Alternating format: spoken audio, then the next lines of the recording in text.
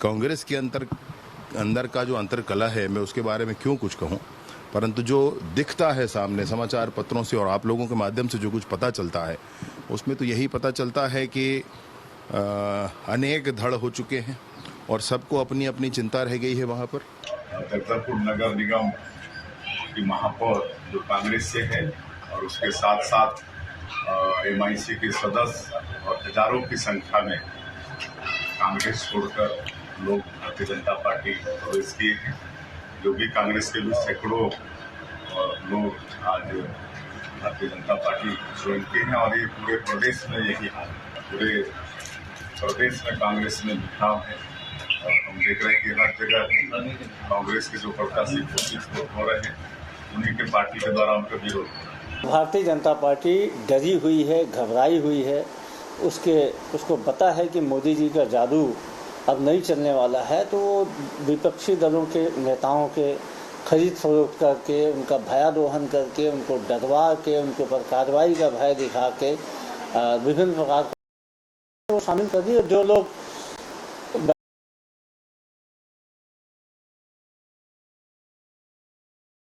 कुछ लोग भारतीय जनता पार्टी में शामिल भी हो जाएंगे, तो जो लोग कांग्रेस पार्टी के नहीं हुए उनके क्या होंगे। नमस्कार, मैं हूं मोहन तिवारी। आज के मुद्दे में आपका स्वागत है और आज का मुद्दा हमारा आधारित है उस रणनीति पर आधारित लड़ाई को लेकर जिस पर छत्तीसगढ़ की राजनीति इस समय केंद्रित नजर आ रही है। जी हां, लोकसभा चुनाव की रणभेरी बज चुकी है और कैंडिडेट भी अब सामने हैं। ऐसे में जब उम्मीदवार सामने आमने आ चुके हैं तो एक दूसरे को पछाड़ने के लिए राजनीतिक दल अपने अपने दांव चल रहे हैं और उसी में एक बड़ा दांव बीजेपी की ओर से कांग्रेस के लोगों को तोड़कर अपने में शामिल करने का चला गया है। तो इस पूरी रणनीति का कांग्रेस क्या जवाब देगी जब उसके उम्मीदवार तैयार हैं, तो उन चुनौतियों का क्या होगा जो कि हजार सामने खड़ी हैं। उन्हीं सब मुद्दों पे आज हम चर्चा करेंगे। पहले मिल लेते हैं उन मेहमानों से जो इस चर्चा में हमारे साथ रहेंगे। हम बहुत स्वागत करेंगे। हमारे साथ मौजूद है राजनीतिक विश्लेषण लेकर वरिष्ठ पत्रकार अनिरुद्ध दुबे जी, बहुत स्वागत है आपका। हमारे साथ कांग्रेस का पक्ष रखने के लिए हमारे स्टूडियो में मौजूद है कांग्रेस प्रवक्ता सारिक रईस खान जी, बहुत स्वागत करते हैं आपका। और बीजेपी का पक्ष हमारे साथ रखेंगे सुरेश गुप्ता जी, जो कि जगदलपुर से जुड़ेंगे। उनका भी बहुत बहुत स्वागत करते हुए चर्चा शुरू करते हैं। जैसा कि हमने बताया कि कांग्रेस की टिकट घोषित हो चुकी है। जो 4 टिकटों की घोषणा थी वो भी कल कर दी गई है, तो उम्मीदवार अब 11-11 दोनों ओर से सामने आ चुके हैं। ऐसे में जब कैंडिडेट आमने सामने होते हैं तो उन्हें अब डोमिनेट करने का क्रम चल निकलता है। और उसी कड़ी में हमने देखा कि मुख्यमंत्री जब आज जगदलपुर पहुंचे थे तो जगदलपुर का एक बड़ा स्तंभ कांग्रेस के महापौर और MIC मेंबरों को उन्होंने तोड़ दिया। तो एक नगर निगम जिस पर कांग्रेस का कब्जा था वो भी अब हाथ से निकल गया। ऐसी कई जगह कोशिशें होंगी, इन सब का जवाब क्या है तो समझ लेते हैं पहले कांग्रेस से। कांग्रेस ने कैंडिडेट कल ही घोषित किए हैं सारिक जी, और ऐसी स्थितियां बन रही हैं। बिलासपुर में विरोध हो रहा है, जगदलपुर में आदमी छोड़ रहे हैं, ताम्रध्वज जी का विरोध हो रहा है, सुरेंद्र दाऊ का प्रकरण हम जानते ही हैं। ऐसी स्थिति में कैसे चुनाव का सामना करेंगे, इन चुनौतियों से कैसे निपटेंगे आप लोग?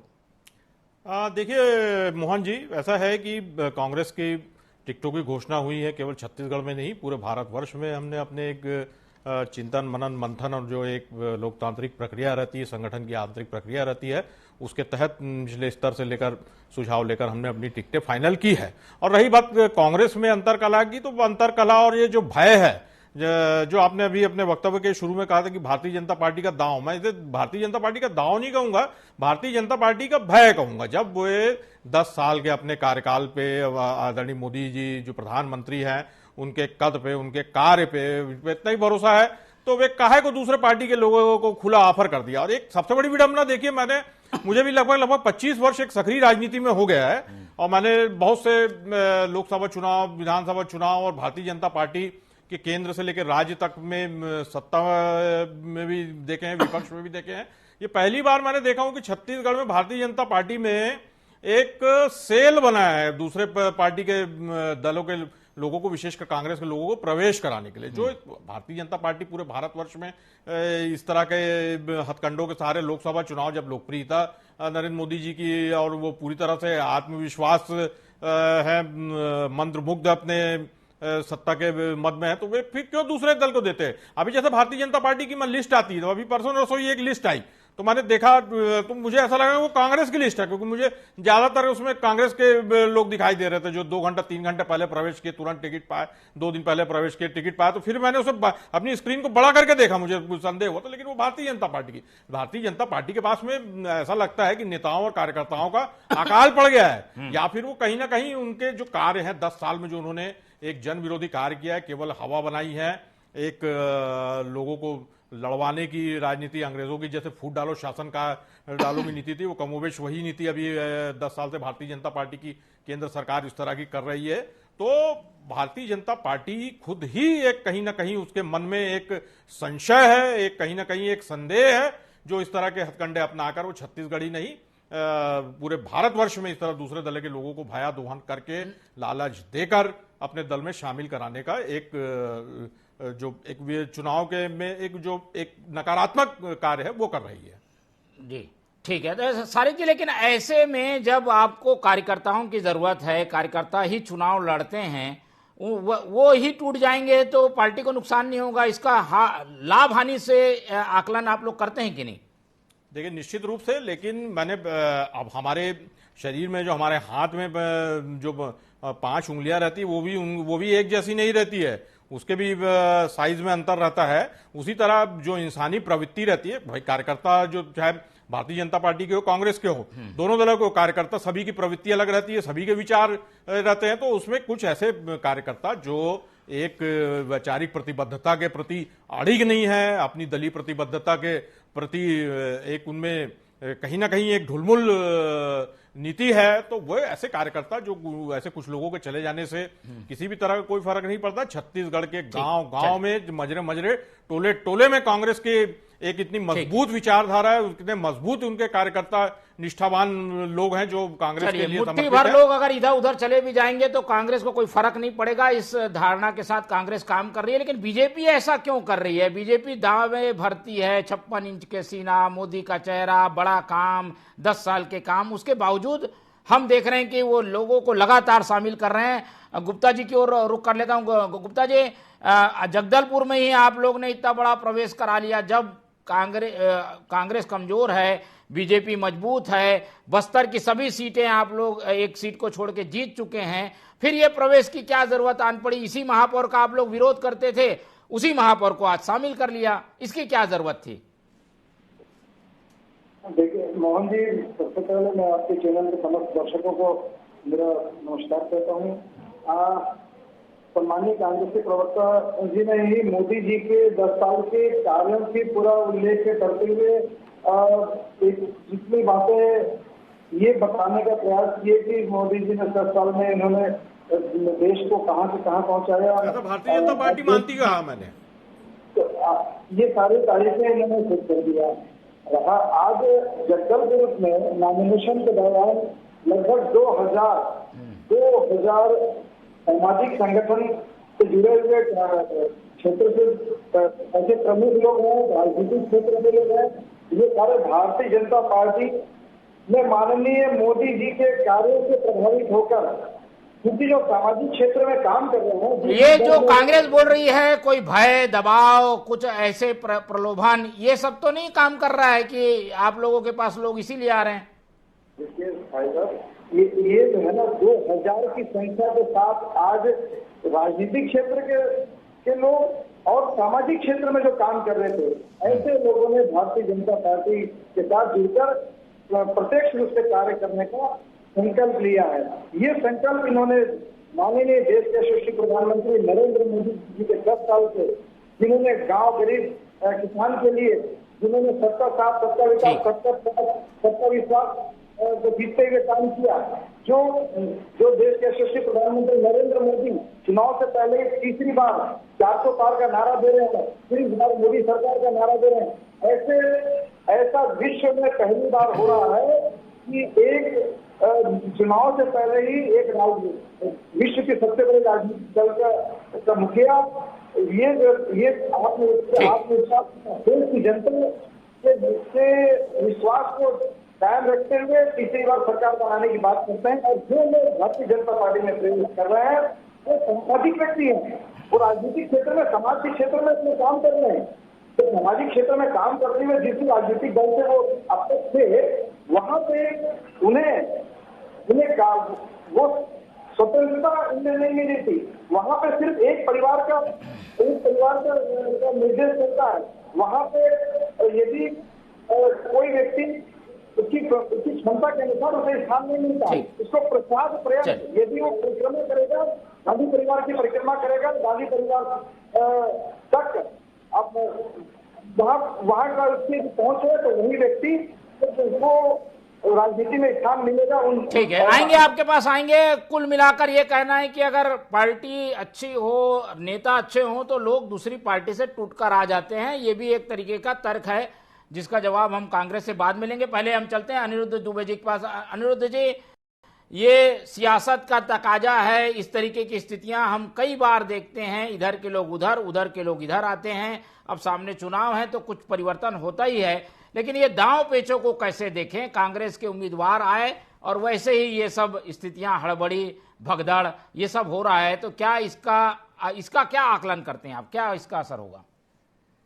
देखिए मोहन जी, जिस बस्तर को लेके भारतीय जनता पार्टी हमेशा से संजीदा रही है, गंभीर रही है, विधानसभा चुनाव में आपने देख ही लिया था और लोकसभा चुनाव में देख रहे हैं, उस बस्तर के जगदलपुर नगर निगम की महापौर और मेयर इन काउंसिल के लोगों का जो भारतीय जनता पार्टी जिस तरह प्रवेश हुआ, वो आज का एक बड़ा राजनीतिक घटनाक्रम माना जा सकता है। और एक बात यह भी है कि इस घटनाक्रम को लेके जो पूर्व मुख्यमंत्री भूपेश बघेल जी से जब सवाल हुआ, तो ये उनका जवाब आया कि कुछ तो मजबूरियां नहीं होंगी, यूं ही कोई बेवफा नहीं होता। इसमें भी बड़ा गहरा अर्थ छिपा हुआ है मोहन जी। और दूसरी बात यह कि उम्मीदवार हैं तैयार, चुनौतियां हैं हजार, जो आज आपके डिबेट का विषय है। तो वास्तव में मैं जहां तक समझ पा रहा हूं, भारतीय जनता पार्टी ने तो प्रत्याशियों को लेकर बहुत पहले ही निर्णय ले लिया था। एक ही समय में एक साथ उनके 11 के 11 प्रत्याशी डिक्लेयर हो गए थे। कांग्रेस की जो लिस्ट आई, तो कांग्रेस ने 3 चरणों में प्रत्याशियों की घोषणा की। और उसमें भी एक गजब बात यह है, गजब क्या, दिलचस्प बात कह सकते हैं कि मतलब पहली बार हो रहा है कि एक पर्टिकुलर जिले के 3 बड़े नेता बाहर जाकर चुनाव लड़ रहे हैं। भूपेश बघेल, दुर्ग की बात कर रहा हूं मैं, दुर्ग जिले की मोहन जी, तो भूपेश बघेल जी राजनांदगांव क्षेत्र में जाकर चुनाव लड़ रहे हैं। ताम्रध्वज साहू जी जो हैं महासमुंद में जाकर चुनाव लड़ रहे हैं, और देवेंद्र यादव वो बिलासपुर में जाकर चुनाव लड़ रहे हैं। हालांकि भारतीय जनता पार्टी में भी ऐसा हुआ है, सरोज पांडे जी भी दुर्ग जिले को ही बिलोंग करती है, कोरबा में जाके लड़ रही हैं। लेकिन 3 का फिगर जो अपने आप में बड़ा होता है, तो मैं इनकी क्षमता पे प्रश्न चिन्ह नहीं लगाता। भूपेश बघेल जी अपने आप में जो है बहुत वृहत कद के नेता हैं। ताम्रध्वज साहू जी का लंबा अनुभव है और देवेंद्र यादव में संभावनाएं हैं। लेकिन बात यही उठती है, प्रश्न यही उठता है, महासमुंद में भी वही प्रश्न उठ रहा है, बिलासपुर में वही उठ रहा है। राजनांदगांव की बात मैं नहीं इसलिए कहूंगा क्योंकि आप पूर्व मुख्यमंत्री हैं, तो उनका अपना वजूद है, हम उस पर नहीं जाएंगे। लेकिन यह है कि क्या महासमुंद में वहां लोकल नेताओं की कमी थी जो ताम्रध्वज साहू जी को यहां से ले जाना पड़ा? और लोग तो धनेंद्र साहू जी की भी बात कर रहे हैं। लोग कह रहे थे कि धनेंद्र साहू जी का पर भी प्रयोग किया जा सकता था महासमुंद से। अब देवेंद्र यादव की बात है, तो मतलब बिलासपुर में जो है अगर यादव समीकरण ही बिठाना था, तो क्या कोई वहां पे यादव नेता नहीं था? तो इस तरीके के जो सवाल उभरे हुए हैं, जो विषय है कि उम्मीदवार है तैयार तो हो गए, लेकिन चुनौतियां बरकरार हजार। तो इस तरीके की बहुत सारी जो चुनौतियां आज जो देखने में हो रही है। फिर उसके बाद जो है लेटर बम जो फूट रहा है, लेटर बम फूट रहा है, तो बस्तर की बात आपने की, जिक्र छेड़ा, और हमारे एक तो भाई बस्तर से जुड़े हुए हैं, तो सीधे सीधे कवासी लखमा जी पे कांग्रेस के एक नेता ने लेटर बम चला दिया, प्रहार किया, प्रश्न उठाया। ऐसी ही कुछ स्थिति उधर वो ताम्रध्वज साहू जी को लेकर जो है प्रश्नवाचक चिन्ह लग रहा है, और एक कांग्रेस का नेता जो है देवेंद्र यादव को लेकर अनशन में बढ़ गया हूं ये कह रहा है। तो कुल मिलाकर जो है लोकसभा चुनाव में इतनी उथल पुथल तो मैं समझता हूं मोहन जी कि शायद पहले कभी तो देखने नहीं मिली। ठीक है, ये सारी चीजें कांग्रेस के लिए तो एक बड़ी चुनौती है। सारिक जी, ये बात भी सही है, हर सीट में कहीं ना कहीं कुछ पेच है, कहीं कुछ हो रहा है, कहीं कुछ हो रहा है। इन सब से भी तो निकलना पड़ेगा आपको। आप लोग लड़ने के लिए जरूर तैयार हैं, लेकिन पहले यहां से निकलें, फिर तो आप लड़ने के लिए बाहर जाएंगे। घर से पहले निपट लीजिए। देखिए मोहन जी, मैंने शुरू में ही बताया था कि कांग्रेस में कार्यकर्ताओं का नेताओं का, दावेदारों का एक छत्तीसगढ़ में बहुत बड़ा एक समूह है जो कांग्रेस की विचारधारा, गांधीवादी विचारधारा पे का झंडे को सशक्त ढंग से उठाकर वर्षों से चल रहे हैं। तो सबकी अपनी एक इच्छाएं रहती है, टिकट की दावेदारी रहती है, और चूंकि अभी अभी टिकट डिक्लेयर हुई है तो वो कहीं न कहीं एक जो थोड़ा बहुत अंतर विरोध है वो एक प्रदर्शित कुछ मुट्ठी भर चंद गिने चुने नाम, जैसे अनिरुद्ध भाई हमारे आदरणीय बड़े भाई ने बताया, ऐसे लोगों का विरोध कुछ क्षेत्रों से उठा है। तो लेकिन निश्चित तौर पर वो जल्द से जल्द उस पर अंकुश लगा लिया जाएगा, और संगठन की ओर से अगर जहां पे ऐसा लगा कि ये पार्टी लाइन से परे जाकर काम हो रहा है तो वहां पे अनुशासनात्मक कार्रवाई भी की गई है। लेकिन आज जो सबसे बड़ा प्रश्न ये है कि अभी ये चुनाव है, ये एक बहुत चुनौतीपूर्ण चुनाव है देश के आने वाले भविष्य के लिए, देश के संविधान के रक्षा के लिए, और जिस तरह से देश में एक हिटलरशाही चल रही है, जिस तरह से एक विपक्ष की आवाज को लोकतंत्र में दबाने का प्रयास संवैधानिक संस्थाओं के माध्यम से या लालच के माध्यम से किया जा रहा है, और जिस तरह से एक सुसंगठित भ्रष्टाचार को अंजाम दिया जा रहा है, बड़े बड़े उद्यमी, उद्योगपति लाखों करोड़ों रुपए का लोन ले रहे हैं, उनका लोन माफ कर दिया जा रहा है, लेकर वो फरार हो जा रहे हैं।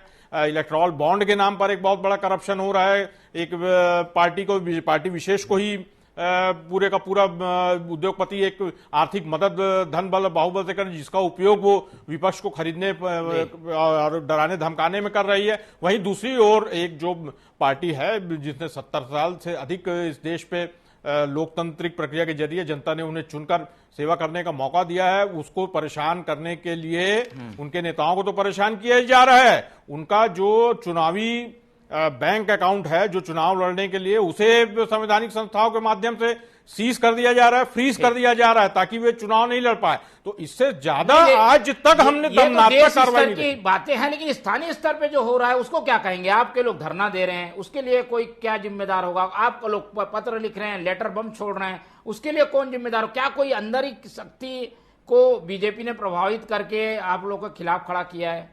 देखिए, हो सकता है बिल्कुल, क्योंकि भारतीय जनता पार्टी आज जिस तरह से एक अहंकार में है और एक सत्ता के विषय में, अब तो यहाँ राज्य में फिर सत्ता पे काबिज है, तो निश्चित रूप से कहीं ना कहीं वो भारतीय जनता पार्टी का भी हाथ हो सकता है कि इस तरह के विघ्न संतोषी तत्वों को, वो जिस तरह से उनकी एक आदत रही है कि मैंने पहले भी कहा था कि अंग्रेजों की तरह फूट डालो शासन करो की नीति पे भारतीय जनता पार्टी ने ये 10 साल और इससे पहले भी जब भी राज किया है, या संगठनात्मक अपना उनका जो एक कार्यशैली रही है बिल्कुल उसी स्तर की रही है। तो निश्चित रूप से हो सकता है। और कहीं ना कहीं ये क्या आप लोग का प्रयास है?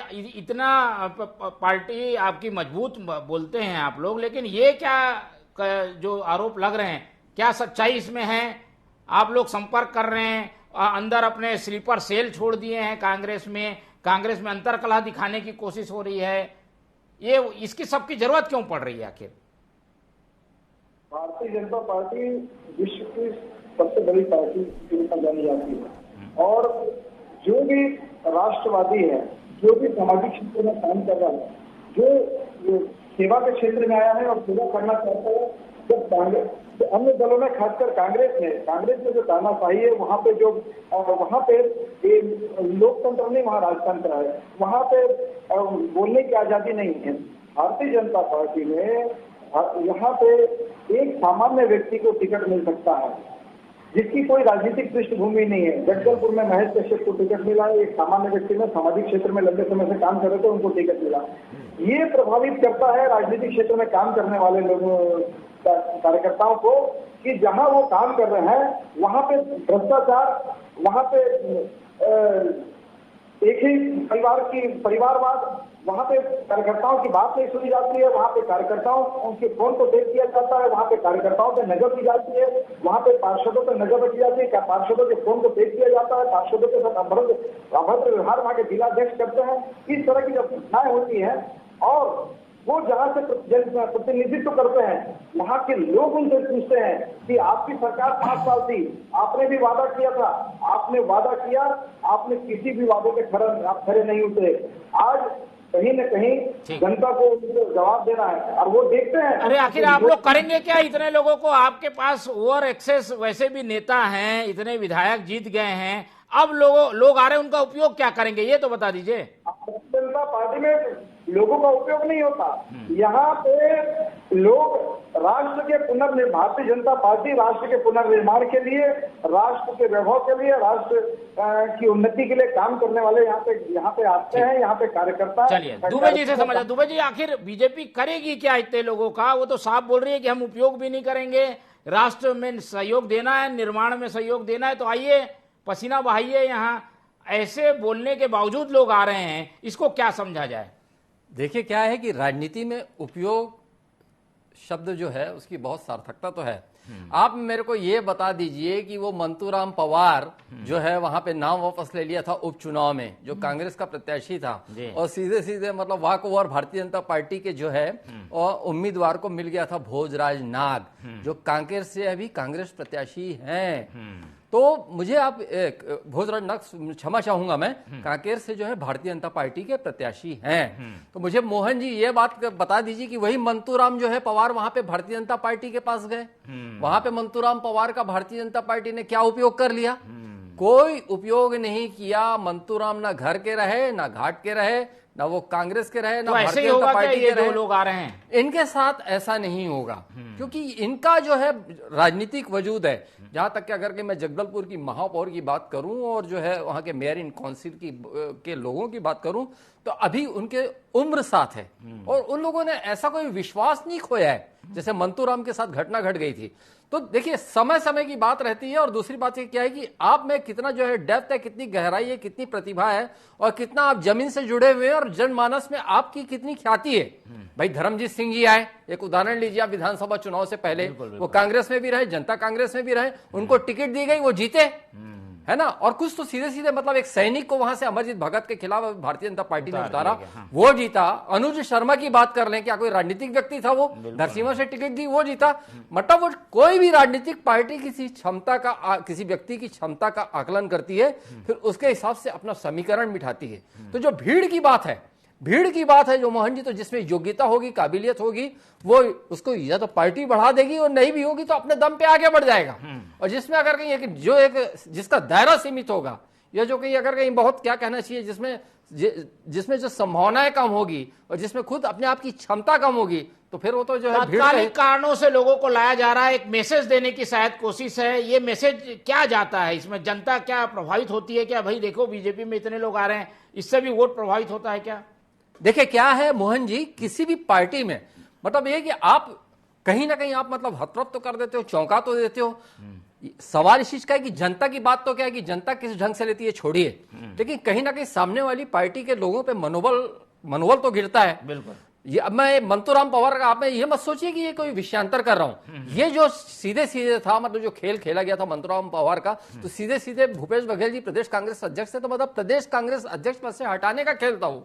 हालांकि वो बाल बच गए। तो राजनीति में बहुत सारे दांव पेश होते हैं, तिकड़म होते हैं, सारी चीजें होती है, लेकिन क्या प्रभाव है? तो कोई जनता पे इसका कोई बहुत ज्यादा प्रभाव नहीं पड़ता, लेकिन यह कि सामने वाली पार्टी पे कुछ असर पड़ता है। और निश्चित रूप से सरकार गई तो कहीं ना कहीं मनोमस्तिष्क में वो बात बैठी है कांग्रेस के कार्यकर्ताओं की, तो हल्का सा असर तो पड़ेगा। मॉरल कहीं ना कहीं मॉरल जो सपोर्ट मिलना चाहिए वो कहीं कमतर होते तो दिखता है मोहन जी।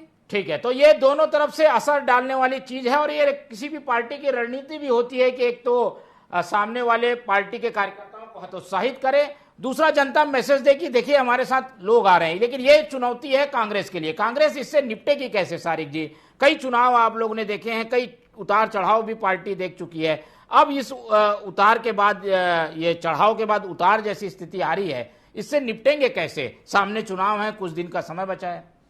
देखिए मोहन जी, कांग्रेस पार्टी एक वैचारिक मजबूत के साथ में जो कार्यकर्ताओं का एक समूह वाली पार्टी है।